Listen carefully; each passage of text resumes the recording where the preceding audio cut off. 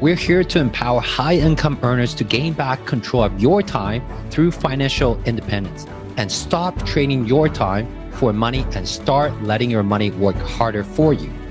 And hey, if you want to meet other high-income earners on their FIRE journey, join our High Income Earners FIRE Facebook group. Every month, we'll have guest speakers and we'll share about what our team is currently working on and allow you to share what you are working on with other high-income earners. Hello, everyone. Welcome back to High Income Earners FIRE podcast. I'm your co-host, Cody Ye. Our co-host, Eileen Prag, is not here today, but I promise you guys soon she will come on as a special guest. As people know, she got sent back to work at NASA and she has to commute a long way each way.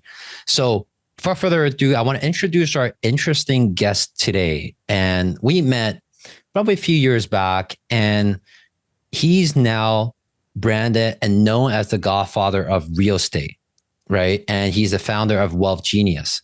The reason why it's called Wealth Genius is because it's not just about real estate. He wants everyone to build wealth in multiple ways, but of course, he specializes in real estate.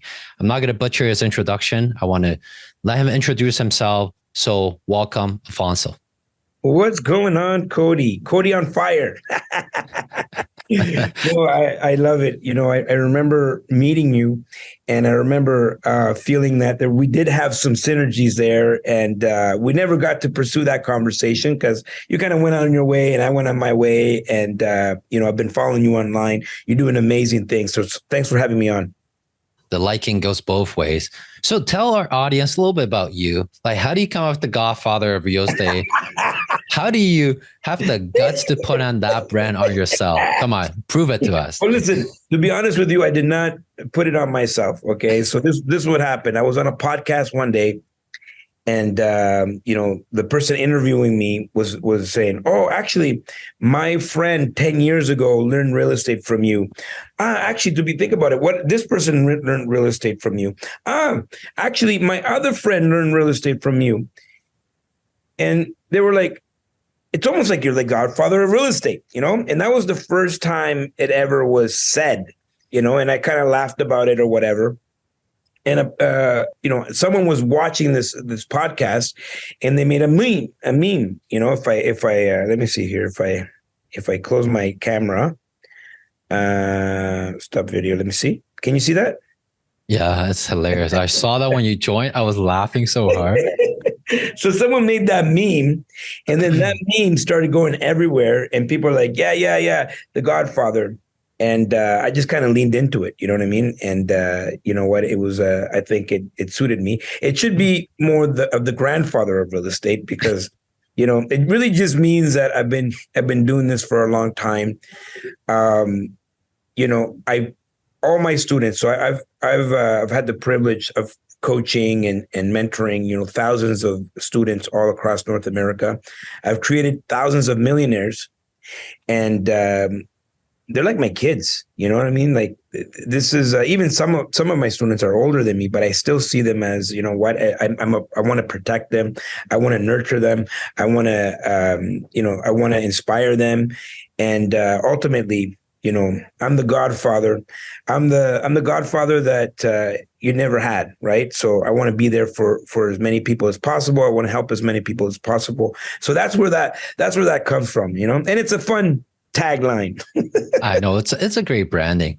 So maybe for people who doesn't know you, yes, you're the Godfather of real estate. How do you actually start with all this fun stuff of entrepreneur? Yeah, so my story goes a little bit beyond, when I started in real estate. Actually, I came from a war-torn country. I came to Canada as a landing refugee because I lived in a country of war, so I didn't get to go to school like a lot of other kids. So when I came here, I had a tough time integrating into the education system. Ultimately, I dropped out of high school. I left home at 15 years old. And then I found myself on the street living some really dark times. And so what changed everything for me was that at 17, I became a father. And becoming a father gave me purpose and now a reason to move forward, a reason to create goals for myself, and a reason to want more for myself, because now it's not just me, it's my little girl. And so that essentially led me to starting my very first business at 17 years old, which was the clothing company. We were just talking about that, before we came on the podcast. I started a clothing company at 17, that by the time I was 21, I had locations all across Canada, and I was making multiple, millions of dollars. I thought I found my calling. I was going to be an entrepreneur for the rest of my life, and everything was good. There's all this money coming in, millions of dollars that I was making at 21 years old, right? Mm-hmm. The problem was that I was not financially literate, right? I didn't know how to manage money. I had no experience. My mom said to me growing up here as an immigrant in Canada, she says, Alfonso, the best thing you can do in this country is get a university degree. And that's what I did. And if you really want to be a high level achiever, you're going to get a master's degree. And to reach the pinnacle of life, you're going to get a PhD, right? And so those, for me, not that I see anything wrong with it, I just knew that the academic path was not going to be my path. Yeah. And so I chose to take destiny in my own hands, to take control over my life. And I started that business. But, even though it did really well, I didn't know how to manage the money. I mismanaged the money. So now I'm 24 years old, negative $1 million. Right. And so I said, I have to do something. Right. So I started learning. I started teaching myself. I started reading about wealthy people. As many books as I can get, the typical books that a lot of people have discovered, like Rich Dad, Poor Dad, Think and Grow Rich. And those kind of like opened up the mind. And what I discovered after studying wealthy people was that, number one, they're all investors. They're not consumers. So even though I was making a lot of money, I was very much a consumer because the money was coming in and I was spending the money already before it came in. Number two, the wealthiest people in the world own businesses and real estate. And to me, real estate was really interesting. And number three, the majority of the wealthiest families in the world are not bragging about the single family house or the duplex, They own real, true commercial real estate, like big residential commercial or big commercial plazas, like significant commercial real estate. And so I said to myself, that's the path that I want to go on. I want to buy big real estate. I don't want to buy the single. Warren Buffett doesn't list his home on his net worth statement. And the reason is it's like, that's where he lives. That's not principal residence. Yeah, that's not part of his. That has nothing to do with his wealth, right? Mm-hmm. And so ultimately, what I did was I started in multifamily right away, and I did the birth strategy. I did a conversion, so 2 into 3. My second deal was a 7-unit, where I repositioned all of the units and then pulled out the money about a month and a half later, and I went to my next one. My first year, I did about 11 deals. When was that? Which year was that? We're talking about 2001. Wow. Maybe you're being born or something. I don't know. Like how old you look pretty. I'm not that young. Okay, I'm not that young, but I'm not in Canada at that point. Yeah. Well, so 2000, 2001 kind of was my entry point. And, ultimately I had I changed my situation to the point when 2008 came, I was ready. I had the intellectual currency and I was able to build my portfolio to where you see it now. Now we got, hundreds of properties all across North America, Canada, and the US, primarily apartment buildings. And at 30 years old, I was financially free. And at 30 years old, I made a decision that I was going to spend the rest of my life helping people get to financial freedom. And so that if that means real estate for some people, great. But there's so many different ways of creating wealth in your life that I want to make sure that we are practitioners of all of these different tools and ways of making wealth, and we want to transfer that to our students. So I think that typically I'll interview people, ask them about their journey, but I want to ask you about, well, what is the wealth genius way, right? Like everyone has their own way to wealthy. Everyone has a different definition, but what is the wealth genius way? For some people, they're starting out, maybe they're making great money, maybe have a little bit of money. What is their blueprint? Yeah. To that point. So the blueprint is very simple. We believe in expansion, right? Expansion of self, expansion of mind. And you see, nothing can happen unless you can tap into more of your potential. Most people don't even tap into their full potential. You know that, Cody. You haven't tapped into your full potential. No, not yet. Tapped into my own full potential. And so the very first thing that we do is we help people think bigger, expand on what's possible and what they're capable of doing. You know, we as human beings, and I've been a student of human engineering for the past 15 years. So when I entered this space, not only did I want to be a teacher, but I also wanted to be a student of people and what makes people perform. Why is someone more successful than someone else, right? And what helps people achieve at high levels, and why do people stay average, right? Mm-hmm. And so after my study of human beings and human engineering, I've come to understand that, we're all relatively the same, but our minds become anchored to certain things. Mm. For example, there's a certain number that is comfortable for you. There's a certain number that you look for in real estate all the time. There's a certain amount of doors. We get anchored to everything in life. For example, when gas was $1, everyone was anchored to a very low gas price, and then it kept going up, kept going up, and then everyone freaked out when it went to $2. It went to $2.50. Everyone was out of control, and then it went back to $1.97, and everyone said, cheap, right?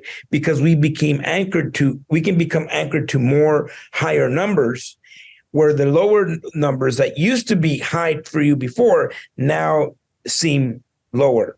And so the human mind is really an interesting thing. Mm-hmm. And what I love to do with our students is help them expand and create new anchoring. You see, that anchoring is like the thermostat, your financial thermostat, right? So for some people, it's set at, I'm going to make $5,000 a month, right? Mm-hmm. Or $10,000 a month or $20,000 a month. For example, Donald Trump, his thermostat is set at $1 billion, right? His thermostat is, if he was below $1 billion, he would probably feel miserable, right? Mm-hmm. While someone else makes it to $1 billion, they're like, oh my God, I've made it, right? Mm-hmm. So it's just a perception of how you see these numbers.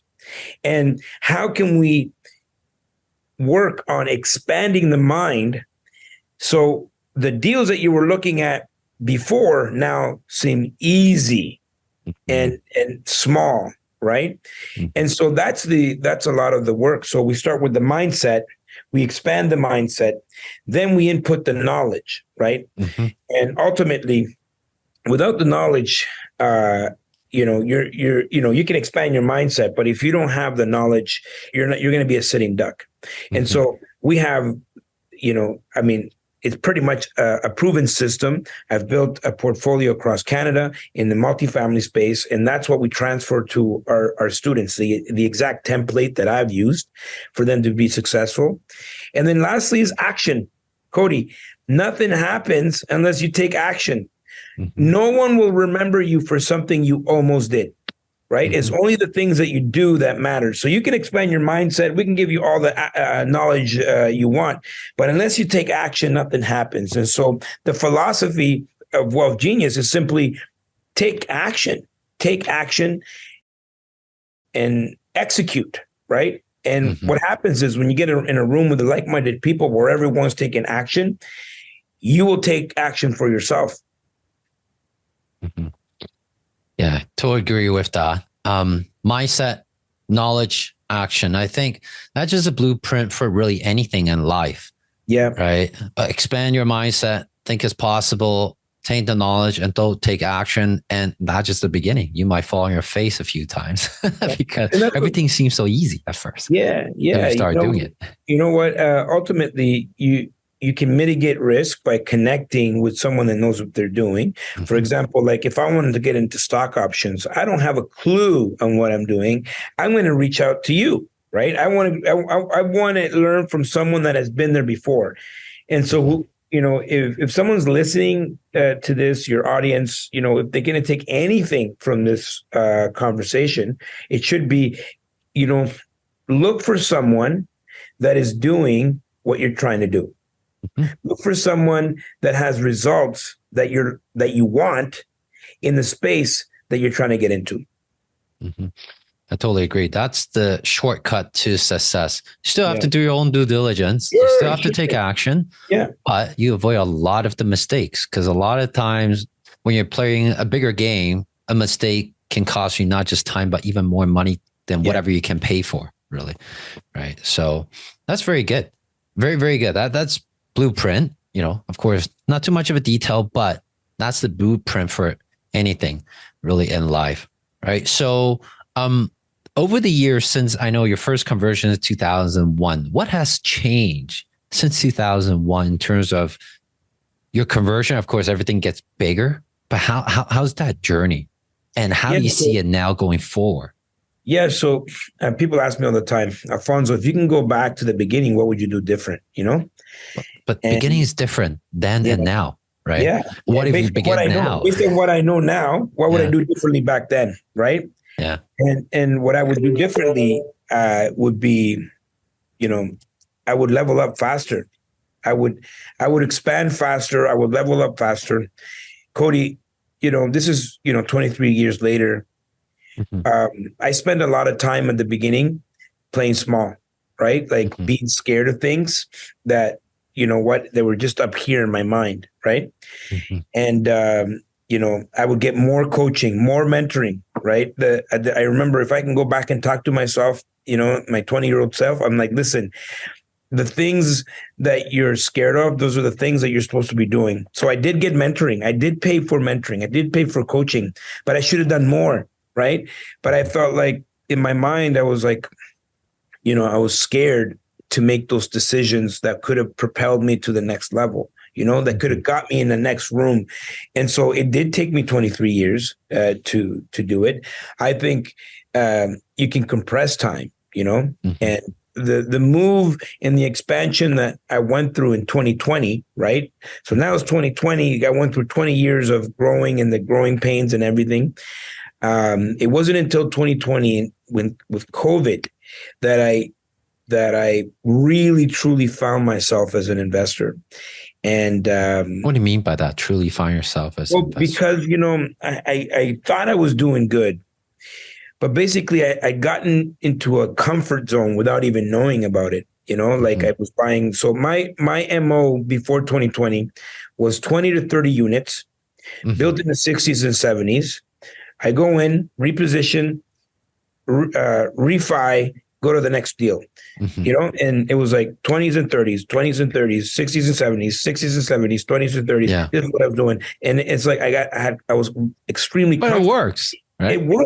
It works, but I was extremely comfortable and I was not growing. And for whatever reason, there was something inside of me that was like, I don't know why I'm not feeling fulfilled doing all of these deals. And even though the portfolio was big, it was still taking a lot of time out of my brain. You know what I mean? Like it still has space in my brain. Yeah. And if the property, and if you buy in 60s and 70s primarily, like, they're going to have issues. You're going to have like things breaking down or whatever. Even though you have management and you have a good team, you still have to think about it, and I was almost in contraction. I didn't even know it, but even though it looked like I was expanding, but I was very much mentally in contraction. Right. And then after 2020, something happened to me, and I went through this massive expansion where I realized that this was a moment in history where you had to take action, right? And like, I have a YouTube channel, and I got subscribers, and at that time I didn't have a lot of subscribers, but I went on that YouTube channel back in 2020, April of 2020. I'm like, guys, we got to move. You got to buy everything you can. And that's what I did. I bought more real estate than I've ever bought between April to the end of August of 2020 than we've ever bought in the history of our company. Right. And we got a lot of heat for it, because I'm documenting this on YouTube, and people are in the comments are killing me. Oh, yeah. Well, they always kill you, man. They're like, you're not social distancing. How dare you, go out there and buy real estate where everybody should be staying home and all these things. And ultimately, what happened was in 2021, all that real estate that I bought doubled in price. Yeah, that's crazy. Right. Especially the commercial side was very resilient, right? It's not like residential, a lot then collapse, not collapse, but drop. But commercial is very resilient. It was crazy. Everything doubled in price. We're talking about millions and millions and millions of dollars in real estate that doubled in price. And so now we could, for the very first time, we could look at our entire portfolio and we could say, you see this bottom 20%? We need to liquidate this bottom 20%. Yeah. Out of mind, out of sight. Yeah. Not worth it. Yeah. And so we're like, well, you know what? If we never really planned to liquidate it, well, if we were to liquidate these bottom 20%, what would be the fantasy number that we would want? And then boom, we put the fantasy number. But what about capital gains? You know what? The fantasy number, on top of that fantasy number, we're going to put capital gains on there, on top. Well, what about the realtor fees? We'll put that on top as well. And we put these properties not for ridiculous prices, for redonkulous prices on the market. And there was like multiple bids. Everything was gone. We liquidated. When was this? Like before March 2022? Yeah. 2021, yeah. Mid 2021 to mid 2021 to the end. So 2020, like we were like on a shopping spree. Yeah. 2021, we were now liquidating. And what we did was we took that same capital and then we leveled up into like brand new apartment buildings. We started to buy new buildings, started to build new buildings, and so now we're building 60 unit apartment buildings. 60. We're looking at we're doing 100 unit buildings, 50 unit buildings. I have a project right now, 700 units that we're working on. And where's that? Can you disclose? Which city? It's in the Quebec side. Okay. Quebec. And so we're just like, we've leveled up, and I've done more in this past 3 years than we ever did in the past 20, right? And it was all up here, right? It was all up here. And so, a big part of the expansion philosophy is to consistently get uncomfortable, consistently check in with your goals and your targets to make sure that they're worthy of you, right? Mm-hmm. And how do we know it's a good goal, Cody? How do we know? Well, first of all, it should scare you. A good goal has to scare you. Number 2, it needs to excite you. Number 3, it needs to expand you. Mm-hmm. And number 4, it needs to be worthy of you. And so I'm willing to bet that if people check in on their goals, and if you don't check often enough to make sure that they scare you, they excite you, they expand you, and they're worthy of you, sometimes the goals are too small for us. Mm-hmm. Definitely. I mean, before this recording, we had a chat about your growth, not even just on the investing side, about how many godsons and godgirls you have and how fast you're growing. And because you put in a hard work, because no one else is willing to do that in-person event, that's really blew my mind away, right? You did set goals and you deliver them, and now you're on track to double that, whatever you told me. So that's very, very phenomenal. And do you want to tell us about some of the upcoming events you might be having, and why should people go? Listen, Cody, I don't know when this is going to come out. You know what I mean? I don't know. It'll come out a few weeks. We'll try to make sure it happens. If our post-production team hears us has to expedite us, we'll make it happen for you. No, like, everyone can, relax. Your team can relax. Put it out when you think it's fair. Ultimately, I know you have an audience of, I think you said global, right? Yeah. Mainly US and Canada, but we do have some global. So if you're in the US and especially Canada, you can check it out. Go on Eventbrite, type in my name, and you're probably in your city, and you'll see the next time I'm coming to your city, because we're traveling all up and down the country. But very specifically, we have a real estate wealth expo coming May 5th, 6th, and 7th. And it's going to be really exciting. Right now we're in March, so we have some early bird tickets there. But, whenever this is released to the world, go and get your tickets, because I know it's going to be a great event. And, I'm Mr. Multifamily, I'm the godfather of multifamily, but, I'm going to bring my friends with different strategies, Airbnb, arbitrage, wholesaling, land development, multifamily. Of course, I got to come with the multifamily, and investing into the U.S. As a Canadian. So a lot of different strategies. We want to expose our friends to multiple different strategies. Cody, and I want this in timestamped here on your show. In the next 6 to 12 months it's going to be the year of massive opportunity. And as a result of this next 6 to 12 months, if you take action in these 6 to 12 months, what you're going to see is that in the next 5 years, you're going to see the biggest wealth transfer in history. Okay. So this is not hyperbole where I'm trying to exaggerate something. Like, this is, all the signs are there, right? We see what's happening down south with the banking system, and this is the time to take action, right? And there's going to be a massive wealth transfer, and people that are going to have wealth in the next 5 years are going to be people that never had wealth before. And so you got to be prepared. You got to learn. And we're going to talk about that at that Wealth Expo. Mm-hmm. Yeah. Give us a bit of teaser. Why do you think the next 5 years? I kind of know. Why do you think the next 5 years will be the wealth transfer in history? I mean, every time there's a recession, there's wealth transfer. Yeah. From the impatient to the patient, from what they know what they're actually doing. Yeah. Right. We're not headed for a recession. We're headed for something very different, right? Mm-hmm. And the monetary system that we're all plugged into started in 1944, and it was all backed by gold.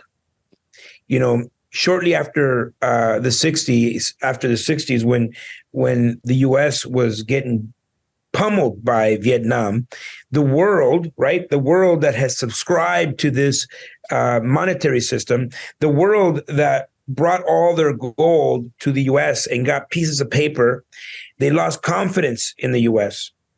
and they all wanted their gold back. And so, as you know, Nixon in 1971 removes the gold standard. Unpack from the gold. That's when the printing starts. Yeah. And then since that was the day the world was robbed blind. The average person was robbed blind. They didn't even know about it. And it's not even talked about in school. And so, from 1971, this, what we call currency, it was pieces of paper. The problem with that is the paper is based on a perceived value that we put on that paper. Mm-hmm. Now, the US dollar is the reserve currency of the world.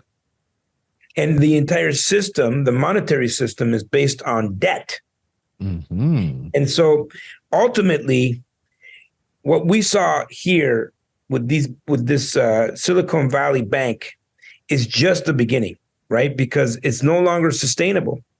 And so, this is something very interesting, along with baby boomers exiting the market, and their kids didn't have financial literacy, because obviously we want our kids to have a better life. So we gave our kids all the comforts and everything was good for them. And so the baby boomers are now have to liquidate their portfolios. And I'm talking very strictly in real estate. Mm-hmm. And the mixture of what will happen in the next 6 to 12 months, meaning the opportunity where someone can set themselves up financially to take on that massive opportunity that's going to come in the next 12 years. And so you'll see that there's going to be a big, Canada immigration. We know that there's a lot of people coming here.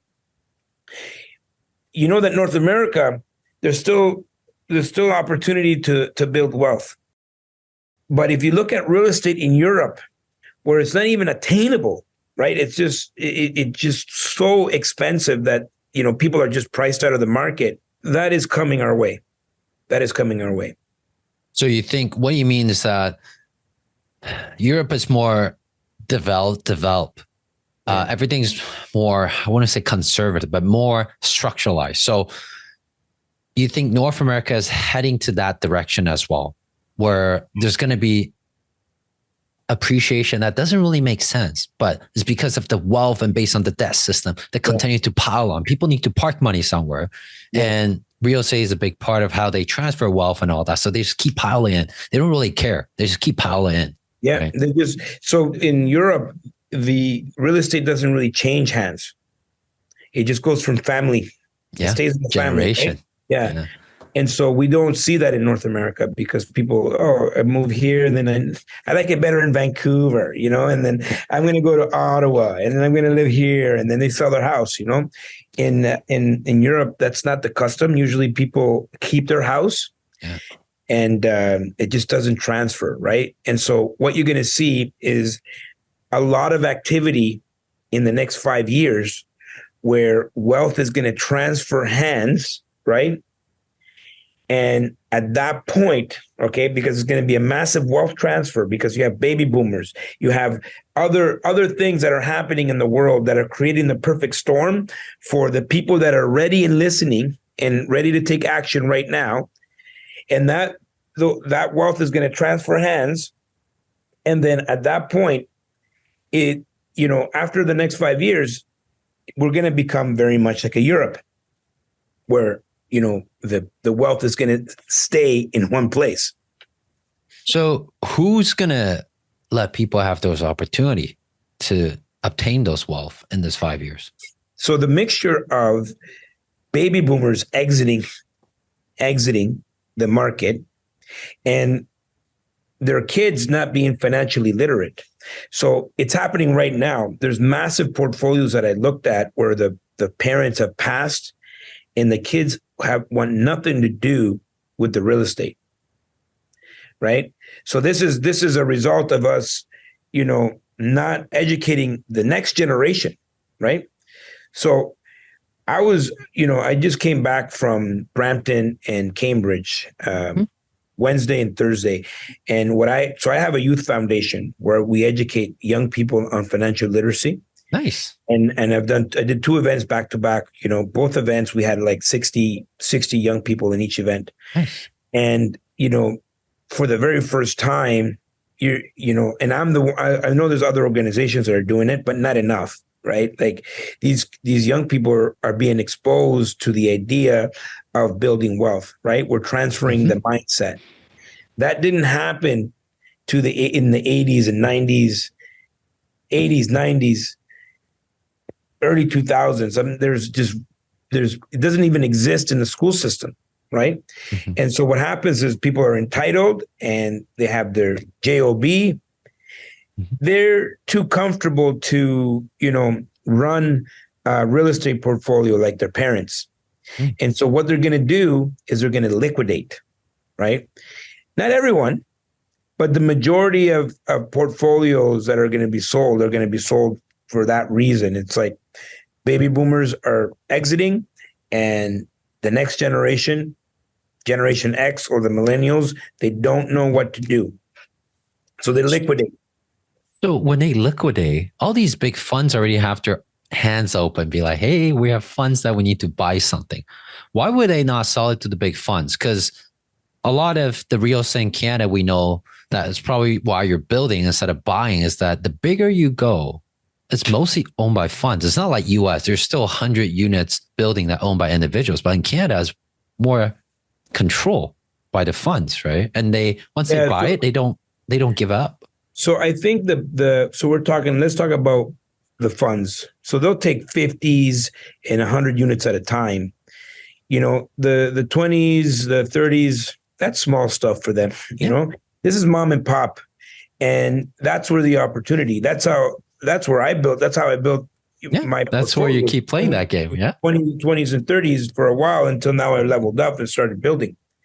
And so there's a lot of factors, and mostly the funds can't take everything. There's too much on the table, and the majority of deals in the next year, because remember, 6 to 12 months is the opportunity zone. If you don't take action now, you're gonna miss the boat. So now we're talking about higher interest rates. And those higher interest rates, it doesn't mean that the properties, the multifamilies are going to come down in price. It just means that people are more flexible and willing to offer incentives in order to get their price. So the individual that is educated, that understands creative financing, can go in there and do agreements for sale, the vendor takebacks, assumable mortgages. There's all these options that these big funds don't have. And if the sellers are trying to get their price, they have no choice in the next 6 months to a year to offer incentives to the buyers so they can get into the deal. Very similar to 2009, right? 2009 in the US, the Canada didn't get hit too bad, but what happened was the money disappeared. And what was left, especially if you're in the multifamily space, was creativity. And only the people that had that creativity, like me, back in 2009, we were buying things for a song and a dance, right? And people were doing agreement for sales, seller financing, all of these strategies because the sellers had no choice. Yeah, definitely interesting time coming up. So if you guys want to know more, not just the real estate side of things, the education has never been so easy. Yeah. Alfonso has a YouTube channel. I have a YouTube channel. I don't just talk about stock options. And this podcast, people know that I barely talk about stock options, mostly real estate and other stuff, infinite banking and all of that, right? So this has never been so many information, but it's about finding what's the immediate step, go there, do it, right? So Alfonso is the commercial guy, the real estate, the multifamily guy, and he also has an expo coming up in May. So if you guys want to go check it out, we can put a link in the description. And Alfonso and I were chatting about, probably I'll be there, and we'll see how that goes. We're going to chat with the team offline, but I totally agree where things. If you look back at 2009, you're like, oh man, yeah, that would have panned out. I know. But now it's a time, it's kind of like we're in 2009, but it's not the same thing. It's every time is kind of different. But every time there's chaotic and uncertainty, this is where the opportunity is. Yeah. So you remember in 2008 when everyone got bailouts? Yeah. What they did is they kicked the can down the road. They made it a future government's problem. Yeah, 4 years. Who cares? Down the road, they'll figure it out. So now the time is up. This is now they're trying to rewind. They're trying to rewind, right? Can you continue kicking this can down the road? I don't know. You might be able to bail out, some people, but it's just, I think at some point, the road becomes the end of the road. And how are you guys protecting yourself if the music stops? Do you guys have any mechanism put in or any early indicators that you guys look at, be like, hey, I know we're expanding, we bought a lot, now we're building new apartments. Like, do you guys have something that you guys are watching and be like, if that something happened, we have to adjust, right? Yeah. Is there something like that? Everything we're just like 2020 was like, we had to no one could imagine ever in their mind at 2020. You know what I mean? That was like not even a part of. I know that it happened. The Spanish flu. Everyone talked about it, and I remember watching this thing on TED Talk. Bill Gates. He's talking about if like the virus and all this, we're screwed. But it was never real. It was never a situation where it was like we're gonna actually live through this. Yeah. And when it came, no one knew what to do, right? And it was instinctual, right? It's like everyone is scared, take action, right? And I never moved from those words. That's Warren Buffett. He said, when people are greedy, be fearful. When people are fearful, be greedy. Mhm. And so our movements are very calculated, and they're also very conservative because we follow formulas. Mhm. Ultimately, if there was, with multifamily, you're kind of in a very safe space, because if there was a reset of the monetary system, whatever new currency they put in, would figure out how much is the rent, and people would have to pay their rent. So just to kind of, in case for people are kind of confused, why is Alfonso saying all this? He's kind of at the back of his mind that if banks do go bankrupt, like SVB banks, First Republic Bank, whatever, at the end of the day, if you own an asset, however the currency changed to a new currency or the cryptocurrency or whatever that is, there still has to be a currency exchange. So the asset have to trade somehow. Yeah, they just have to adjust to the new currency, and the asset still has its value. Maybe in the short term, be up and down, going cuckoo, but at the end of the day, it still needs to change hand. People need to find that equilibrium, right? So, if you want to, maybe people start trading with chickens, like, then that's how they pay their rent. I want 2 chickens for. You will be surprised. I just came back from Vietnam, and a Mercedes-Benz dealership right outside of us, people selling chickens in the cage. I look at them, they're not just in a cage, they're on top of the cage, they're running on the road. I'm like, oh my God, I would never want to drive a car or ride a motorcycle in Vietnam. I just use Grab, but it's not a joke, right?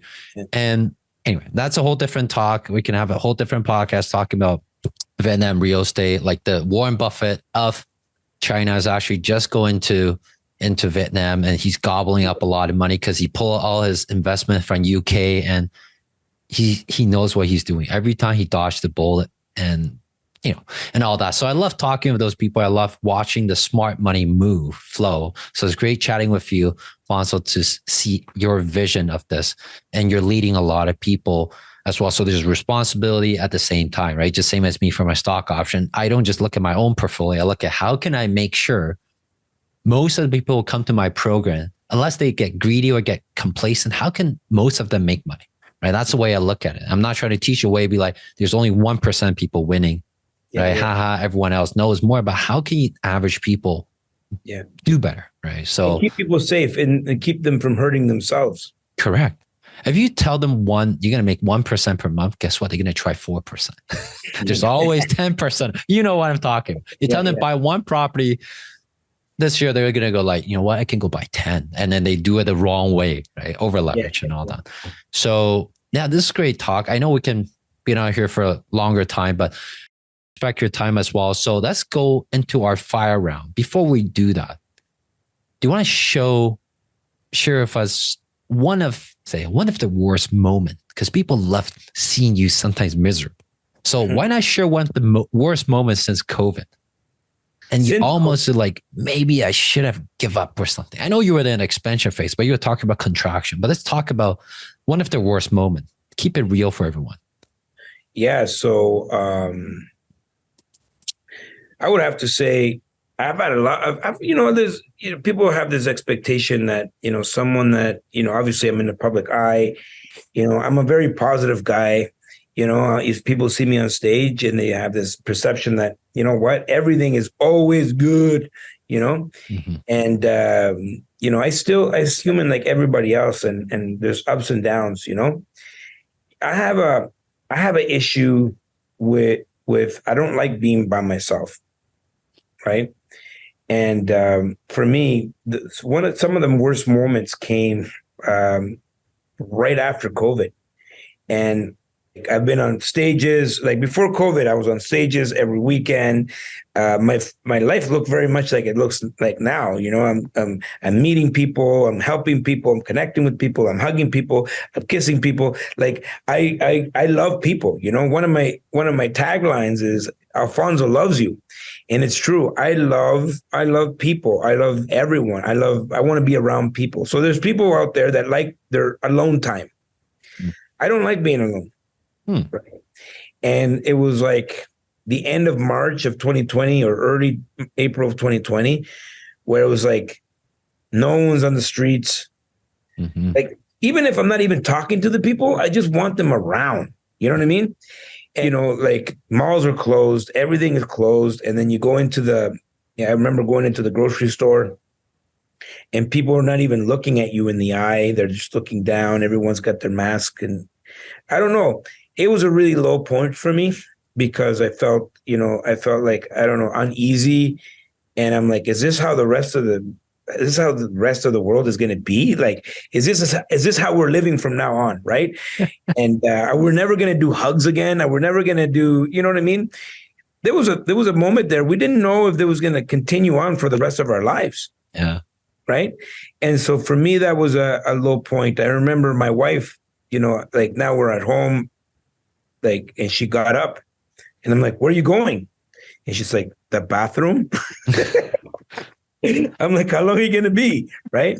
Because I get my energy from people. Right. And so I went through a little dark time there where it was just like, you know, it was hard and a lot of self-reflection. And ultimately, maybe that's why I went through this massive expansion, because I hit a low point that I haven't hit for a very long time. Yeah. Thanks for sharing that.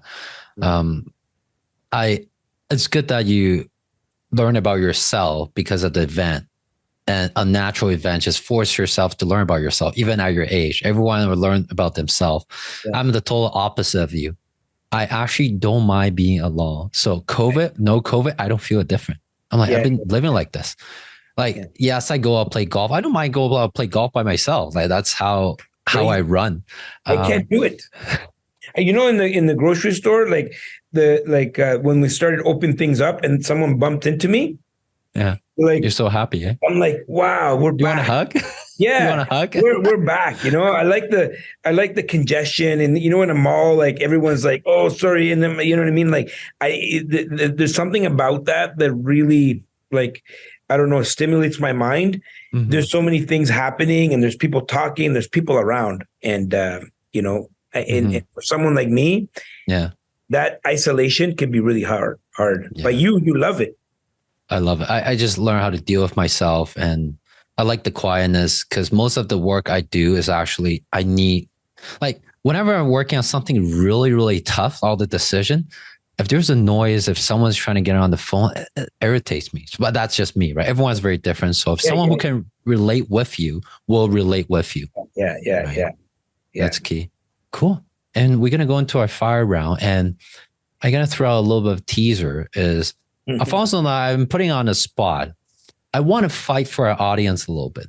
If our audience are attending the Wealth Expo, is it possible for your team to give us a little bit of anything discount just because they listen to you on this podcast? You don't have to give it to me now.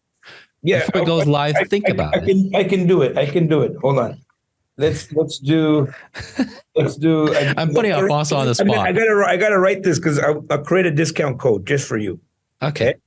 I'll create a discount code just for you, and you get to name it right here. You name what the discount code that would be. What's the word that they're going to use? I mean, it's called Wealth Expo. Why not we put a Wealth Yay, like my last name, Y-E-H, Wealth Yay. Okay. Wealth Yay. Wealth Yay. All capital letters, okay? All capital letters. So you go on Eventbrite and you type in Wealth Yay at whatever time you're listening to this, okay? This is what I'm going to do. $200 off. $200. Okay. I don't know what's the original price, but 200 seems like it's about right now. Early bird tickets, they're $400 for that. It includes a guest, so you can bring a guest plus a guest. Only for you, my man. I'm just saying. I knew, because this has been on the back of my mind since the first podcast, but I've been having construction. Like, I don't want to put people on the spot, and I always forget. But now I know you have that kind of resilience, so I can put you on the spot. And there we go, guys. 50% off. Maybe I'll be there. If not, maybe I'll be presenter. If not, I'll be one of the audience there. And there we go. We'll see you guys all there. So two people for 50, almost 50, more than 50% off. And that's like $100 a person. That's like unheard of. Yeah. Wealth Yay. Wealth Yay. Okay. Now everyone's going to listen to this. That sounds like a hip hop artist. Well, yeah, I can probably come up with a better name. Okay. That being said, let's go into our fire round. Usually we have 5 questions. I'm just going to ask you a few and then, and then go from there. Are you ready? Yeah, I'm good. I'm good to go. First question. If you become a billionaire, if you're not already, what will your day look like? Well, I'm definitely not a billionaire right now. But if I was a billionaire or when I become a billionaire, I don't think my day would change very much. I'm doing exactly what I've been put on this earth to do. I'm traveling and inspiring people, So we have 3 levels, right? So we have the youth program, which is 12 to 17. And I'm traveling all over the North America, inspiring young people through our foundation. And then we have a program that I started with my daughter. Mm-hmm. It's called 610 Mastermind, which is a program where young people in their 20s can get started in real estate. Mm-hmm. Why is it called 610? 5 to 9 pays the bills, 6 to 10 builds the empire. Got it. That's my daughter came up with that, right? Got it. And then Wealth Genius, right? Wealth Genius, we're inspiring people. Plus, I'm doing keynotes all over North America, and I'm living my purpose, right? I'm living my purpose, and becoming adding a B in front of the net worth. It wouldn't change much. It would just, I think, it would give me more resources to be able to share more. So I guess, in essence, what I would do is probably have a private jet now at this point, and then I would be traveling even more. So that means I can be in 2 places in more one day. Efficient. Yeah, more efficient, and I can speak to more people. So the B would just help me do more of what I'm already doing. I agree. Next question. Remember we just talked about billionaire? Yeah. What if he lost it all? But you have the reputation. All your portfolio is gone. Yeah. Since day one, gone. Students gone. All gone. Just somehow all your partners took all the stuff from you. They're like, but you still have the reputation. Yeah. We're not going to let you start from zero. We're going to drop you with $500,000 because that's where a lot of our students are coming from. What should we do with $500,000? What will you do? Starting over again. I go back into real estate. And, I'll do exactly how I built my portfolio, except I would accelerate even faster. I pretty much doubled my portfolio in the past 3 years from what I've done in the past. In 20 years, it took me to get to a certain point. Yeah. And then in 3 years, I've doubled what I've done in 20. I've compressed time. And so that never leaves me. Right. Even if you didn't give me the $500,000, I start with 0, I can get back to exactly where I am today. But if someone, let's say, half your skills, but don't have your reputation, it's just a Mojo, a Cody, come in. Hey, no, I'm not the godfather of real estate, but I have some experience of real estate. $500,000. So if I had $1 million, the first $500,000. If I didn't have the experience and I got $500,000, the first thing I would do, I would find someone that has the results that I'm looking for, and I would fast track my way to making that 500,000 into 10 million. Right. So I would look for someone to mentor me to fast track, compress time. I'm a big believer in time. I believe that time is everything. Time is the most valuable asset that we have. And so I need to compress time. I need to create time. And the only way to do that is to go to someone that has been there before, that has done it before, and invest in yourself. Once you know what to do, you can turn that 500,000 into 10 million easy. Very great answer. Now, next question. If you're a podcast host, like myself or my co-host, who would you want to interview? It's the answer simple, baby. Cody Ye. you know. Okay, I feel really good about that. But what's after Cody Ye? Like, who else would you want to, like, on the top of your You mind? know what? If I Could be alive, could be deceased. Elon right? Musk would be incredible to have on the podcast. I mean, Are you guys gonna smoke that together? no, I don't smoke that, but we definitely. I really, I would want to know what the hell he's doing with Twitter. You know what I mean? Like, I'm like, what's He probably doesn't know himself.